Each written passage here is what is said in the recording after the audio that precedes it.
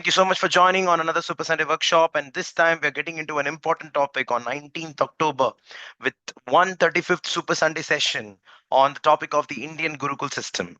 Last time we got into touch with Waldorf education system and we understood the holistic approach towards the children right from the early ages. So in that scenario, we understood that a lot of education systems from the Western civilization got inspired, not only Western, even Asian for that matter, from the Indian Gurukul system. We're going to touch upon the key factors of the curriculum, pedagogy, and assessment in the Indian Gurukul system. But to understand this particular topic, it's very important for us to understand the time period categorization, the contextualization. We also need to come into an agreement that every period of education system or every period of time where the human civilization actually existed, there were always struggles were there, fights were there, wars were there, protests were there, harmony was also there. So when we're talking about Gurukul system today, it's very important for us to continuously compare this system with what's happening right now. Doesn't mean that whatever happened is absolutely correct. Doesn't mean that whatever is happening is absolutely wrong. So this is something that I have realized in the last 1 week of preparation, and this is one of the most, enormous topic that every teacher must learn and understand. Every coin has got its two sides, and every system when it got evolved has got its multiple sides. Now these sides are influenced by the cultural and the cultural mix of people from various areas, may it be the Aryans or Dravidians or lot more terminologies. Will not be getting into the details of those because each and every term that's present under the Indian education system or the Indian Gurukul education system, right from ancient period to medieval period to the modern, has got its own flavor of Super Sunday workshop.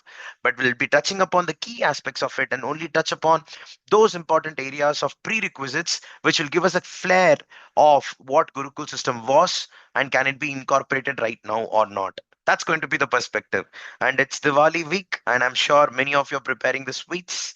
Many of you are there in the kitchen, probably, if I'm not wrong. And the moment I say many of you are there in the kitchen, it's again a learning from the Indian Gurukul system. So that was a task of girls, in fact. Yeah. So in that note, on that note, Super Teacher as an organization and the Super Sunday team, which are both one and the same basically, wishes every educator a happy Diwali.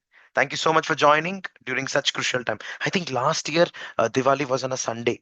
Last year or last to last year, I don't remember. But we were there online. Yeah, we were not liking it, but still let's continue forward. So here we go, the Indian Gurukul system. It gives a lot of immense pleasure, I would say, to talk about this particular system because this is the only system that existed with proper documentation of Vedas since the early time of before common era, since let's 2500. So if I say 2500 BCE, it actually means 2500 BCE plus 2025, the current academic year. You put together, it's approximately 4,500 to 4,600 years ago. Yeah, you're able to understand that, right? Let's get into the details. Welcome to Super Sunday Workshop session number 135. Let us list first of all what we understand as Gurukul system on the chat. What do you think about Gurukul system? You can just put any three striking points that you already know, and let's understand if that's a true thing or not. Because a lot of misconceptions are revolving around the system, and not many people advocate this. Is that the true thing? But there are many schools even now in the modern period, right now in 2025, run their own Gurukulas. So does that really? So some people very nicely said that it incorporates hands-on learning. Okay, great. These are residential schools. Oh wow, powerful. These are definitely very like, yeah, residential schools. The students have to leave. Experiential learning, not a formal education system. Learning through experience, it's absolutely fine. I've heard something called as experiential learning. Then residential schools. Discipline is a very powerful word. Eye contact. Eye contact. Okay, I would request you to please be a little more elaborate because you're very close. Eye contact with the gurus or eye contact within yourself. Think about it. Obeying the guru mandatorily, discipline, trusting the guru, learning from the guru. Okay, okay, okay. Gurukul is complete development, not that much written. Caste system, very good. Away from home, one-to-one learning. One-to-one learning? No. Even big class children used to bow the gurus. Okay. Okay, big class children bow to the gurus means, I mean, they do that right now, right? Even I do that. Okay. Life with the teacher, which we observe and learn with keen interest. Value based. Very good, Suktira ma'am. Away from the distraction. Okay. Distraction can happen in a closed environment. Is it being away from the distraction or being powerful with concentration amidst the distraction? I think you're very close, Ashwini ma'am. Powerful concentration, like Rashmi said. Open schooling, okay. Just because it's there happening in the forest, it's called open schooling. Does that mean that values comes from respect, and respects come from morals? Yeah, you're right. Overall development. No family interference. I think this part is really striking. Back in those days, the parents, I mean, I would say, like, they used to have many children. That's one pressure, like one point was mentioned nicely. That's why they used to have many children, actually, because students right after the age of 8, they go away, and people needed company.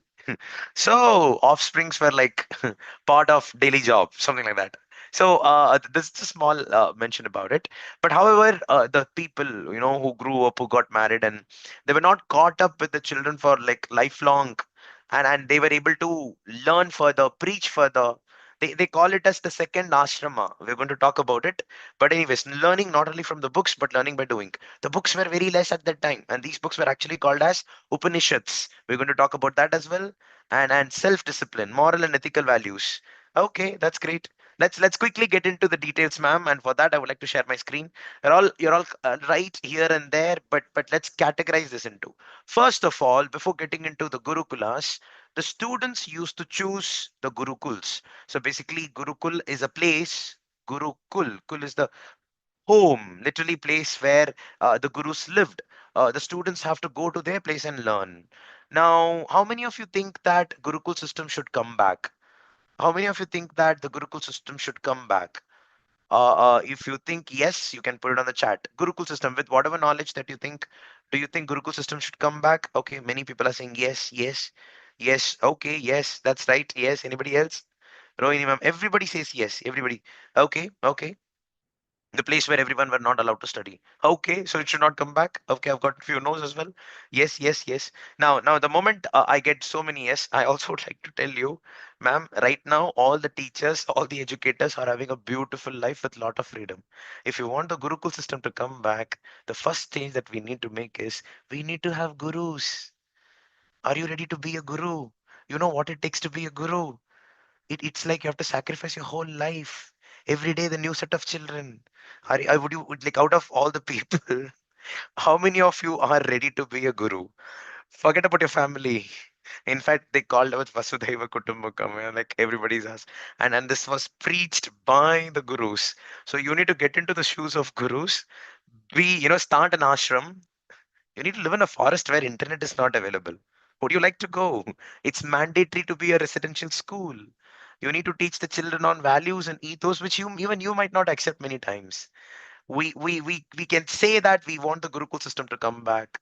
The children are ready to be joined in a Gurukul system because they are all young, and parents are okay as well. But do we really have gurus out there? Think about it. So it's not the problem that Gurukul system has to come back. Yeah, we can definitely bring it back, but having gurus is near to impossible right now. So that's the reason Gurukul system has got a lot of difficulties. It's not the problem with the children or the society, it's a problem with us, the teachers. We are not available. Yeah, right at 3 o'clock, if the bell rings, you all run to the school bus, right? Why? You have a family. And in the most important aspect of Gurukul system is sacrifice the family, dedicated. In fact, forget about sacrifice the family, the whole family has to sacrifice their extended family and take care of the children over here. An art. Anyways, that's we can be a role model. Impossible to live on our responsibility. Exactly. We got accustomed to a situation. Who's responsible for this? Who's responsible for this? There's this guy called as Macaulay. We'll talk about that fellow as well. Let's go forward and understand. Yeah. So during those days, the people used to be called in multiple categories. It was not just guru. Guru is one and like encompassing word. So the person who takes the students from darkness to light, as simple as that. Source of knowledge was considered as light. Enlightenment. They used to even have all these Vedic systems speaking about it. Now we'll talk about Vedas as well in a few minutes. So these are the words. There was somebody called as Acharya. Acharya is a person who teaches by examples, embodies what they preach. In Bloom's taxonomy under the psychomotor domain, there is something called as guided response. Guided response comes at the third category where the teacher teaches the students by showing them their performance. Probably it could be a bow and arrow, or probably it could be a yoga system, or probably it could be certain chants and mantras. So the guru has to say that, and the students have to listen to it and then complete. It also got categorized under something called as shravana, means hearing. We'll talk about it. So acharya, one who teaches by example, embodies what they preach. Adhyapak, a formal instructor or a lecturer, a person who is a storyteller. He need not actually show anything, but he should speak. And this speech of Adhyapak should take the students to another world through imagination. And that's called as guided visualization. I'm just trying to compare Gurukul to Google actually. So the modern thing, and then you try to relate if it's relatable. One who teaches lessons or scriptures. Upadhyay. So a teacher who imparts specific or specialized knowledge. You know, probably the modern graduation system, but that used to happen at the age of 18 to 22 in Gurukul system. The first point is the Gurukul system existed in time periods, and these time periods are categorized into four parts, and each part is of 25 years, and people call it as four ashramas. So first ashrama is 25 years of Gurukul system, where the children predominantly coming at the age of 7 or 8, at that particular time to a Gurukul, and they start learning from the teacher until the 25 years of age. Few sessions back, we spoke about the prefrontal cortex and amygdala. We were talking about the limbic system and the prefrontal cortex, where we spoke that the prefrontal cortex completely gets matured or developed only at the age of 21 or 22. Only at the age of 21 or 22. So when you call your teenagers that they're brainless at times out of anger, you're not wrong. We spoke about this. Do you remember? In fact, ashramas or the Gurukul system knew about it. They're like complete maturity happens to a particular person only after a certain age, and they consider this time period to be 25 years. It's about celebration of celibacy, brahmacharya. We'll talk about it. So Upadhyaya is a person who imparts specific or specialized knowledge, and the person. So basically, the students used to be called as shishya, and the person who's teaching the sishyas are called as shikshak. Now, it's a general term for teacher derived from the word shiksha. It's education, so it's again an encompassing of all the other words, not very specific as such. Then you have got pathak. Pathak, I think most of you know about it. One who recites or teaches sacred text, a reader or a scholar. So we used to have Olachudi, we used to have Rig Vedas, we used to have Upanishad documents. You take one specialization and then you talk about it. So Panini spoke about a certain area. Shushruta spoke about the medicine. Aryabhatta spoke about astronomy during their Gurukul system. And probably these people can be called as Pathak. Specialization. Probably modern PhDs, something like that. Bodhak is one who awakens understanding or imparts enlightenment. More of a yoga teacher, sort of, in the current system. Unfortunately, this particular person was the most respected and needed at that time of Gurukul system. Now, the yoga teacher, they do alone some exercise in the corner. PT teachers, I do not know how much of an importance they get. But no, it's because of Macaulay again. We'll talk about that little later. Purohit, Rishi, Munivar, all these people come under the topic of spirituality. According to them, the ultimate truth is actually called as the God. I'll repeat it. The ultimate truth is actually called as the God. So there was no any other religion. There was only one religion at that particular time, and people called it as Sanatan religion. We'll talk about that as well. Vidyacharya or Vidya Guru, the master of knowledge or learning. So this is basically again very close to Pathak. No, sorry, not Pathak.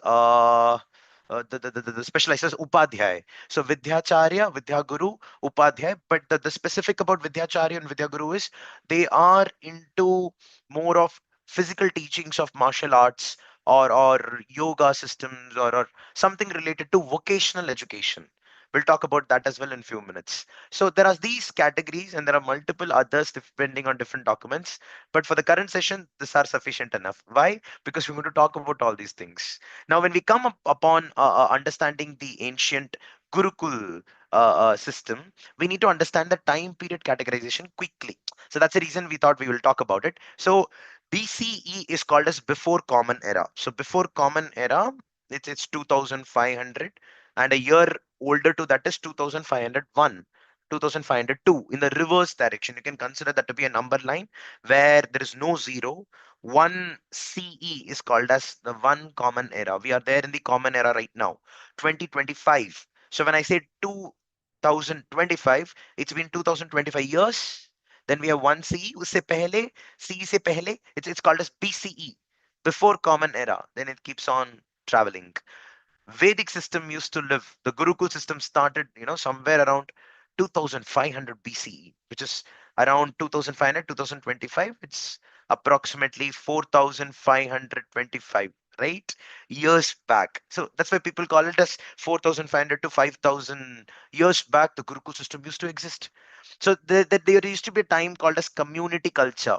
At the time, people had to live in a community and they had a name to themselves, and these communities still exist. Well, the modern education system tries to abolish that, which is in some ways good because there are few elements in every community. Overall, as a community, the ideologies were perfect. Everybody loved it, and that's why I accepted it. But one or two people here and there, so-called upper caste and lower caste, had this division created, because of which certain people in lower caste got revolted. I mean, they started revolting against the upper caste. Now, the moment we talk about lower caste and upper caste, it's a very broad term. I'm not naming any community right now due to the Super Sunday workshop scenario right now. But if you open the NCRT history textbook, you will come to know about each and every community. Now, when we talk about community did this, it's a very wrong saying, because it's one or two elements or one or two human beings in that particular community who actually created the issues. Wrong leadership in the wrong community will always cause a problem, not only in India, but from global perspectives. Think about the history, global history, you'll understand why it happened. Something called a social context. People were categorized. Boys have to go and learn. Girls have to take care of the household. Boys have to learn the martial arts. Girls need to study the religion. There was like very, rare categorization, and that happened at that time. So contextualization is really important to learn the Indian Gurukul system. If you really start practicing Gurukul system, trust me, it's one of the most severe, difficult, rules and regulations to accept. Actually, there are many Gurukul systems existing in India right now. Many schools are there. I don't want to name any particular school as such right now. Research about it. Talk to them right now. You'll get a very clear picture. Western civilization, influence of Western civilization played an important role in modern education system. Not completely bad, but did not take a lot of good things from the Gurukul system. So this modern education system, Western civilization influence, is subject related knowledge. They had categories. They said that randomly you can't study anything. You need to have categories. You need to attain mastery. And interestingly, these were again taken from Vedas. Well, there is no standard document to prove that fact. However, multiple documentation or schools of thought talks about it. Islam came very late, and Christianity came very late. Before that, this existed. There is no perfect document to talk about it, but there are inscriptions, there are sculptures talking about it. So Western civilization and its influence is going to be an enormous point before understanding the Indian Gurukul system. What a tough topic, what a tough topic. Let's understand the social context quickly, and then we have, during ancient Indian period, only Sanatan religion existed, especially during the Vedic era, which is 1500 BC to 500 BC. So at that Vedic era, the documentation came into picture. We should also understand one very important thing. Education was more towards enlightenment. And once people attained enlightenment, so-called enlightenment, like whatever they learn, they started coming from, they started concluding on their understanding of the world. Some people accepted it, some people did not. There was this person called as Lord Buddha. He had his own schools of thought. Whatever he learned, he felt that, okay, I've learned this, but probably right now this is not relatable. So let me come up with my own system. And he massively broke the Gurukul system. It was still Gurukul to a very large extent, but the practices got completely changed. This happened in the year 500 BC to 600 BC. That's why during the Vedic period, the Gurukul system, whatever practices were there, not all were appreciated by people. One person who did not appreciate that was so-called, people call him Lord Buddha, but he never really wanted to be called as Lord at that particular time. We'll talk about it. Buddhist religion system came into existence during 5th and 6th century, and importantly, people became more civilized over the period of these transitions, and certain practices got completely stopped, and initiatives became gradually more inclusive. So that is the reason we said right in the beginning that the revolts, the protests, everything used to be existent during all the time periods. Even now it's happening, not that everything was perfect at that particular time. Western education system focused on subject related education. Vedas and Upanishads documented by early scholars like gurus are the curriculum for Gurukul system, encompassing the duties towards self, family and society. I'll repeat it: self, family and society. So first comes self. Charity begins at home. First come, you learn for yourself first, and then take care of your nearest people, so-called family, and then you go to the society. That's why even Narendra Modi ji, in many of the speeches, he says that from local to global. What do you mean by that? Any idea that you have, from local to global, from India to outside. So first you learn, first you develop, and then take it outside. It came long back. It's mentioned in NEP. So that's why when we talk about National Education Policy 2020, it's heavily influenced through the Gurukul system, through the Upanishad documents. They're not wrong. The Panchakosha concept, the foundation literacy and numeracy, everything is like taken from the Gurukul system. Not everything, by the way, to a large extent. So education is a source of light. Let noble thoughts come to me from all the directions. This is what is mentioned in Rig Veda, and that whole part of let noble thoughts come to me from all the directions is the ultimate aim of lifelong learning, so-called lifelong learning right now. And interestingly, it happened at that particular time. So Gurukul system, what were the aims? Let's understand this. Achieve supreme consciousness, very important. Achieve supreme consciousness in the sense that you would have seen these gurus or rishis and munivas who what did they do? They close their eyes, but still they'll be able to detect things coming from all the directions. That's called a supreme consciousness. And more importantly, the fact that I'm aware right now, self-aware. Somebody very nicely mentioned in the chat, no distractions, something of that sort probably. Inculcation of the spirit of piety and righteousness. Now this is very important. Always morals and ethics were given the prime importance. In fact, ethics were not even in picture. Morals were prime importance, and morals were instilled among the people through the gurus. Unfold the spiritual and of moral powers of an individual. So you realize your own self. See, it's all from the attitude perspective. We talk about Bloom's taxonomy: knowledge, skills, and attitude, right? Cognitive domain, psychomotor domain, and then the affective domain. I don't think so. Knowledge and skills were actually given the priority at all in the Indian Gurukul system. It was all about the affective domain. Then we have physical, mental, and intellectual areas, three domains: physical, mental, and intellectual. If you see this, there is no social domain over here as per the modern education system, which is a bad thing over here. It should have been there. Development of vocational efficiency. The students, right from the early age, started having the practice of manual work.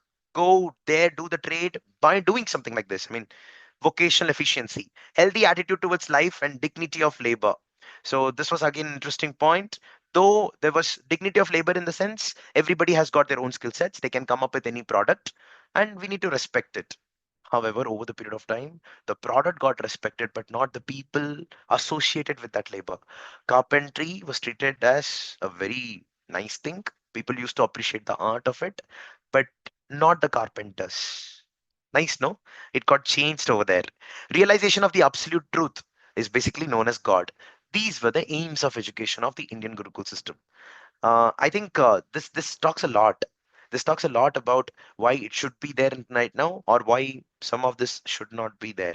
Ultimate aim is to achieve moksha, which is savidhya ya vimuktaye. It's knowledge to liberate. You don't have to follow or like fall into the category of greed and pleasure. One of the key points that I did not mention over here is in Gurukul system they used to talk about equilibrium. The extent of your happiness on one side will also be the extent of your sadness on the other side.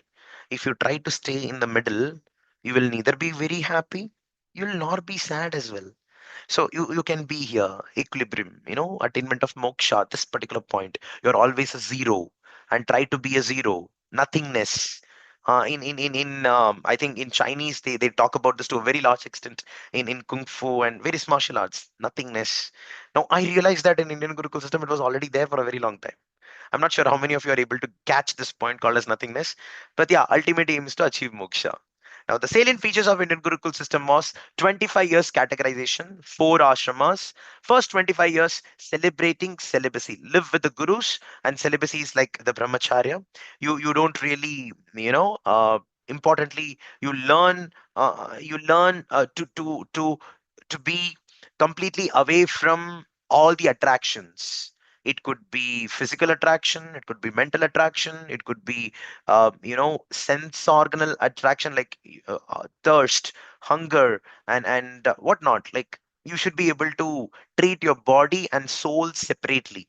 And that's basically celibacy over there. So first 25 years celebrating celibacy, live with the gurus is a beautiful form. That itself is around thousands of pages. Anyways, second 25 years going to marry, marry someone and do some good thing to the society by providing good children. Community needs to grow, that was one of the aims. And learn the society, gradually take up the responsibility to take care of self, family and society. The same point in the second 25 years. The third and the fourth 25 years, like by the time you're 45 to 50 years, serve the society. You need not be at home, probably you can go out and you can become the gurus. Learn, practice, preach and then teach. See, that's what it takes to be a guru. It's impossible in the current system. And the method of teaching, from the pedagogy perspective, there are only three methods. What are the three methods? The first one is Shravana, which is basically hearing. You learn from hearing whatever the gurus are speaking. From there, you will learn. Manana, which is all about thinking. Then you've got Nidhyasana, which is comprehension, understanding perspectives, even if it's not spoken. The comprehension power of people at that time was to be so powerful, they used to detect rains, which are about to come probably 2 days later. They used to detect planets by being at a particular place. Aryabhatta did that. The technological instruments that were developed at that particular time could not have been possible without Nidhyasana, which is all about comprehension. Just imagine the power of comprehension. It's huge. So Shravana, Manana. So when they talk about thinking over here, the modern terminology for that is metacognition, the ability of a person to think and then comprehend. So here, think and comprehend. Here, think and comprehend. Hence, no textbooks. Hence, no textbooks. But in later part, like somewhere at around 1000 BC, people felt that why don't we have textbooks? We need to have the documentation. And that's when Upanishads started coming into picture. I would like to adjust this.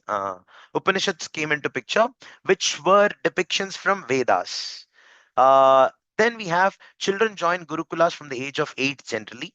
The focus is on the holistic development. Societal hierarchy is taught. This person is of a upper caste, this person is of a lower caste. So some of these things were not liked by Lord Buddha, and then came something called as the Buddhist system. Now, I would like to, stop, at this particular point. I would also like to tell you, along with Buddhist system, there were various other cultures that came to India. People believe that Buddhist system is an origin is actually from an Asian country. Multiple Asian countries put together. Where was Lord Buddha present? Was he from so and so location? We don't have a standard documentation. Some people he's actually from Tibet, Nepal, China, that area. Some people believe that he's from the medieval part of India as such. So there are a lot of comprehensions on that. History has to be really read multiple times for us to understand better. But right now what's common is the Buddhist system and its ideology. What they believed is the Vedas was actually a very good thing. They were like, it's absolutely fine, the Vedas should be there. But the Vedas are the subjects. They don't really define or disintegrate people, but the teachers do it. For example, there was this Veda called as Rig Veda, which actually spoke about prayers and hymns, where everyone used to have the rights to learn that. Then we have got Samaveda, which is all about music and chants. And there is something called as Yajur Veda, rituals and sacrifices. And then Atharva Veda, spells and daily life. In fact, Atharva Veda is considered to be origin of modern computer science coding systems. So that's where again Gurukul to Google comes into picture. Yajurveda talks about rituals and sacrifices, which actually happened through scientific approaches back in those days. Unfortunately, many documentation, especially from Upanishad's perspective, did not give the reason for certain practices. For example, many people believe that keeping the lemon under the wheels of tires before starting a long journey will actually avoid accidents. People say that unki puri nazar lag jayegi, kannu patru, they say that their eyes are so powerful, but actually it was not the case. It was just not the case.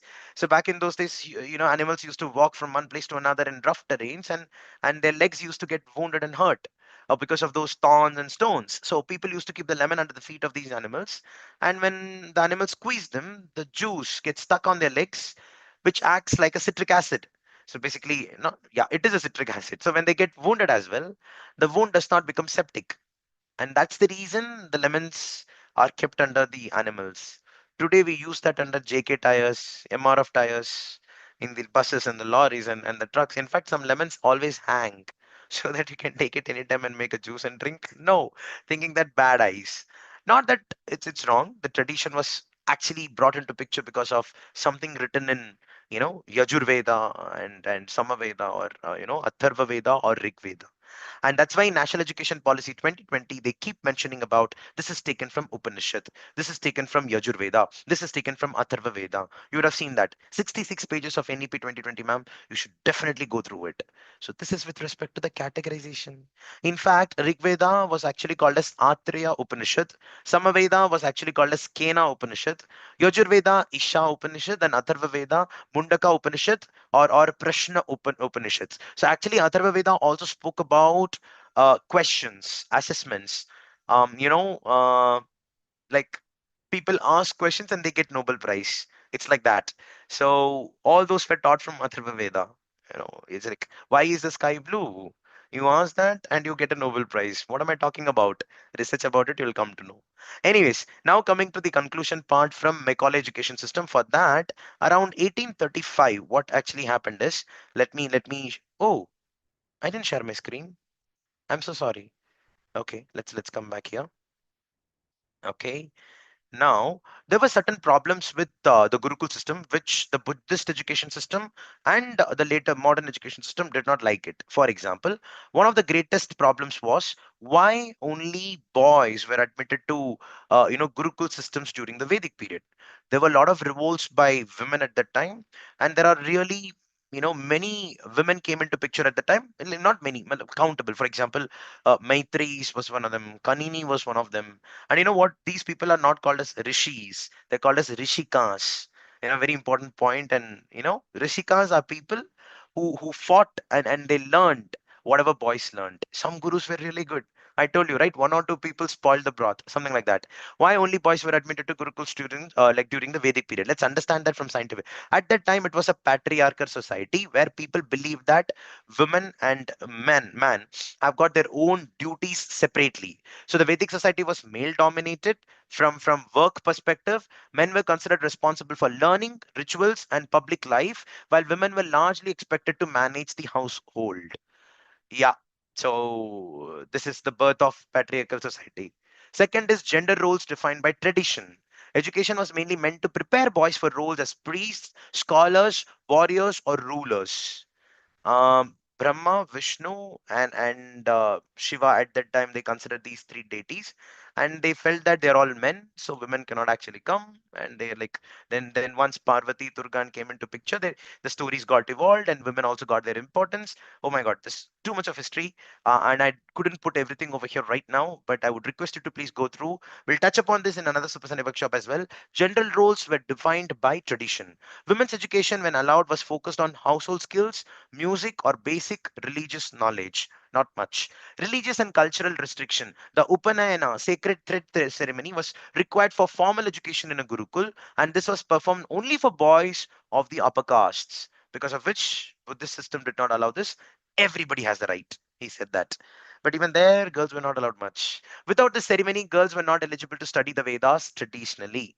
Exceptions definitely existed, like some women scholars like Rishikas are mentioned in the Vedic texts like Gargi, Maitreyi, and Lopamudra, who gained spiritual and philosophical knowledge. And I'll tell you, over the period of time, multiple universities spoke about it. And one of the earliest university that spoke about this was called as Takshashila. And Takshashila is actually present in the current Pakistan. And another important university is actually called as Nalanda University from Bihar, the current Bihar. Interestingly, these universities are the places where they retained a lot of habits, lot of cultures of what happened in the history, especially in the ancient Gurukul system.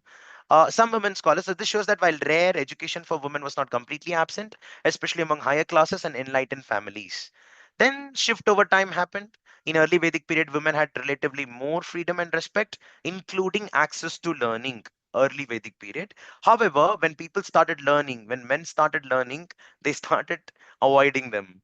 Maybe because women were a little more powerful, they were able to learn faster. I'm just making all of us happy. By the later Vedic period, society became more rigid and hierarchical, limiting women's roles and access to education.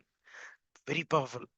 Some of the products of Gurukul system are Panini, Aryabhatta, Shushruta, Patanjali, Bhaskaracharya, Charaka, and many more.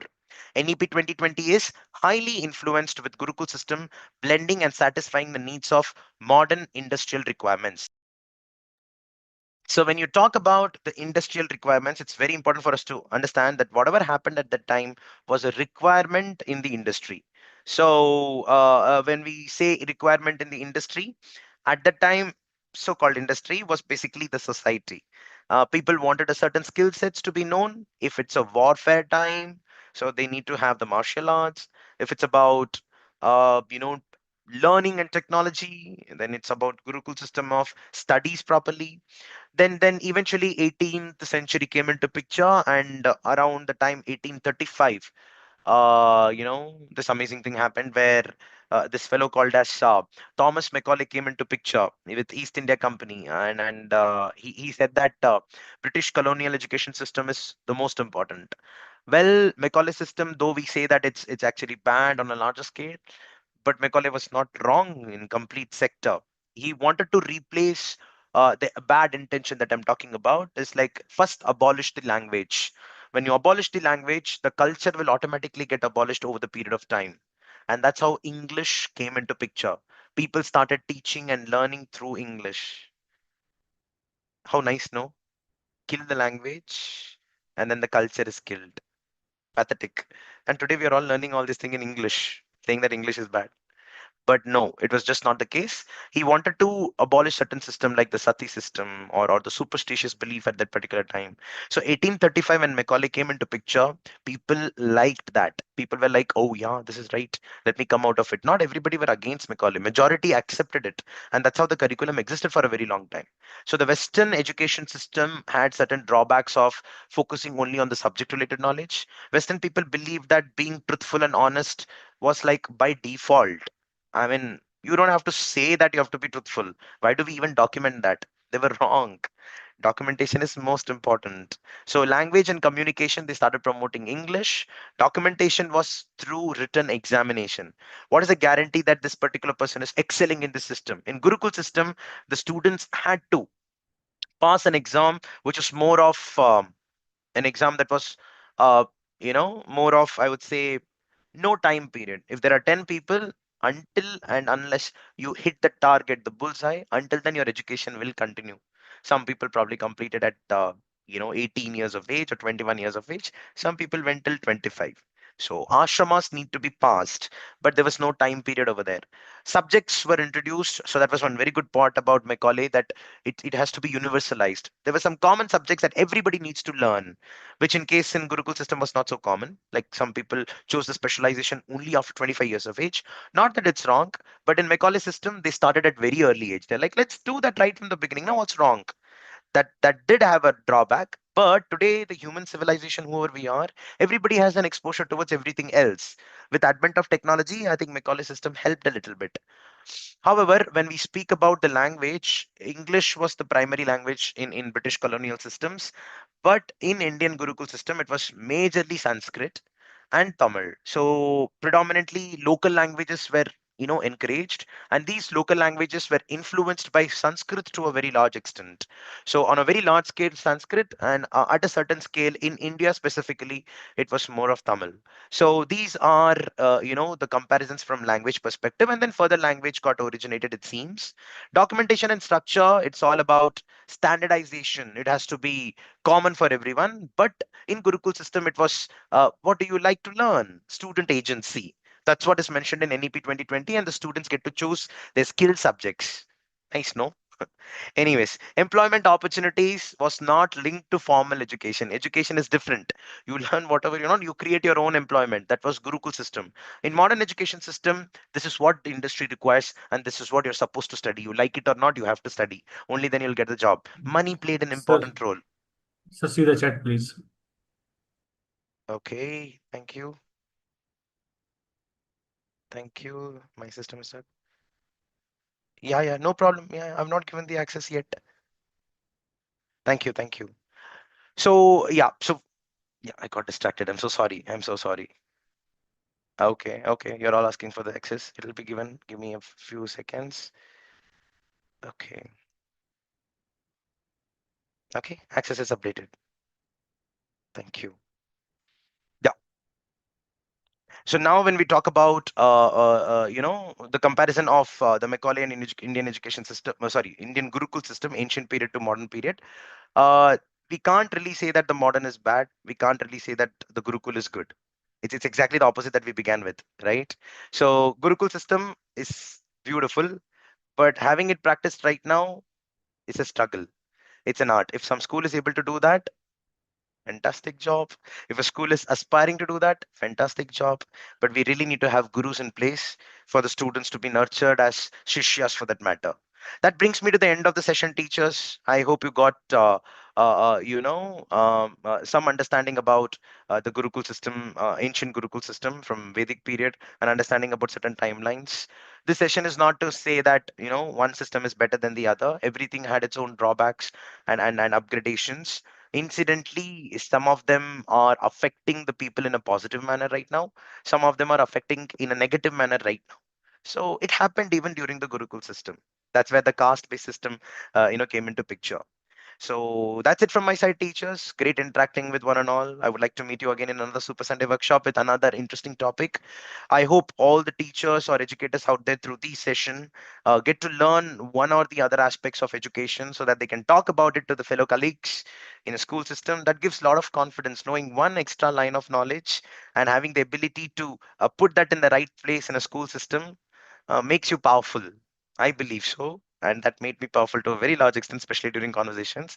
And when I say power, power is the ability to keep quiet when something is happening right opposite to is completely nonsense, and say that yeah, you're right, and reach the right place to correct it, something like that. Power is also the ability to confidently stand up for something wrong happening to someone else. So all these comes with knowledge and wisdom, and this can be nurtured only with regular upgradations and upskilling. And for that, I think you can choose one platform on a daily basis or at least a weekly basis. Super Sunday is one of such platforms. Thank you so much, teachers. Great interacting with one and all. I would like to meet you again at the next Super Sunday topic in next Super Sunday session. Until then, Jai Hind. Happy Diwali to one and all. Thank you, Tirumurti sir. Deva Manogari ma'am, thank you so much. Thank you so much, Dolly ma'am. Thank you, thank you, thank you. Dr. Ravindra Rubi. Okay, Nazima, thank you so much. Thank you, Venkatesan sir. Tanglakshmi ma'am. Padmavati ma'am, thank you so much. Great. Thank you, thank you.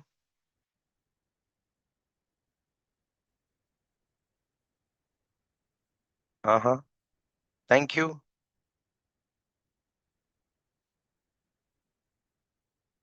Thank you so much. Thank you, Rashi ma'am, Rajeshwari ma'am, Bini ma'am. Thank you so much, Ravichandran sir. It's very difficult to actually attend a Super Sunday workshop just before Diwali.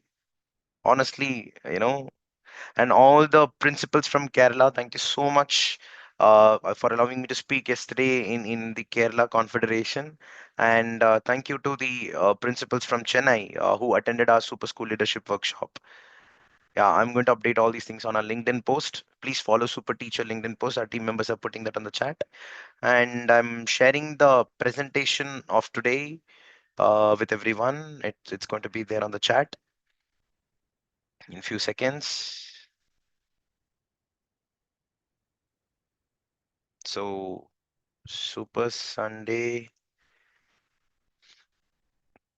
workshop 135, the Indian Gurukul education system.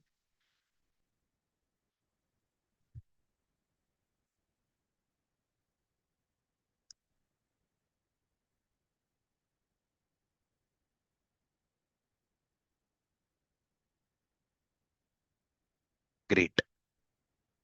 Thank you, Ali ma'am. Thank you, sir. Thank you. Thank you, Sukdira ma'am.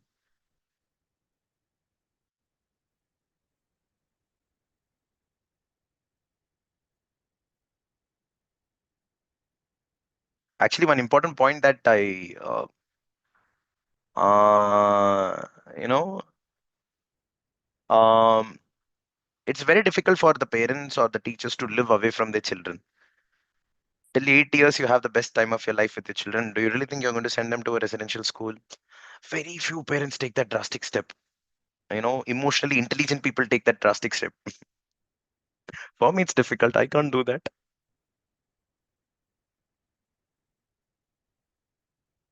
Thank you, Ali ma'am. धन्यवाद.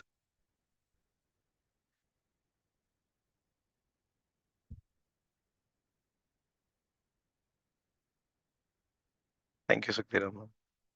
Great. Have a Super Sunday, teachers. Happy Diwali to one and all. I'll meet you again with the next Super Sunday topic in the next Super Sunday session. Spend time with your family. Bye, everyone.